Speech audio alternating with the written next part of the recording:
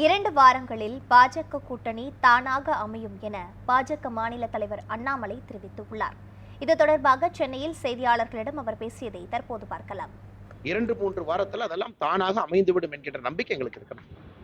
வருகின்ற 11ஆம் தேதி ஜே.பி. நட்டா அந்த ஒரு எண்மண் மக்கள் ப்ரோக்ராம் தமிழ்நாடு காவல்துறை அனுமதி அவங்க அனுமதியெல்லாம் மறுக்கலைங்கண்ணா. காவல்துறை அவர்கள் அனுமதி மறுக்கல. நம்முடைய தலைவர்கள் இன்னைக்கு காவல்துறை அதிகாரிகளை பார்த்தாங்க.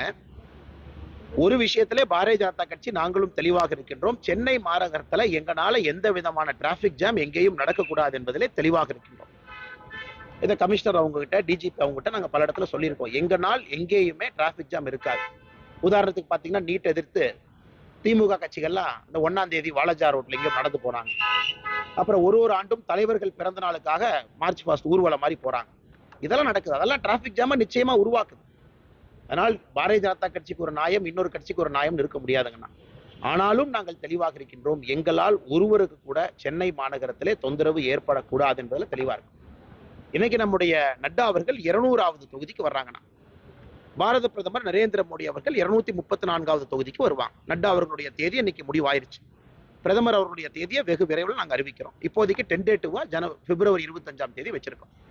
அதனால் நிச்சயமாக யாத்திரை நடக்கும், சென்னையிலும் நடக்கும். அது எப்படி பண்ணணும், அது இதே மாதிரி ரோட்ல போறதா, மக்களை எப்படி சந்திக்கிறது, மக்களை சந்திப்பதுதான் நோக்கங்கண்ணா. பிரச்சனை இல்லாம எப்படி சந்திக்கிறது தான் நம்முடைய தலைவர்களும் காவல்துறை அதிகாரிகளும் யோசிச்சுட்டு இருக்காங்க. காவல்துறை அவர்கள் நம்முடைய தேசிய தலைவர் அவருடைய வருகைக்கு அவங்க எந்த அப்ஜெக்ஷனும் பண்ணல, பொதுக்கூட்டத்துக்கு எந்த அப்ஜெக்ஷனும் பண்ணல.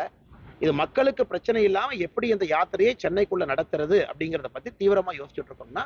ஆனா ஃபண்டமெண்டல் பாயிண்ட் நான் தெளிவாக இருக்கிறேன். அதான் இந்த யாத்திரை நடத்த வேண்டிய ஒரு மனிதன் என்கின்ற முறையில என்னால் சென்னையிலே ஒருவருக்கு கூட ஒரு சிரமம் ஏற்படக்கூடாது என்பதிலே மிக மிக தெளிவாக இருக்கிறேன்.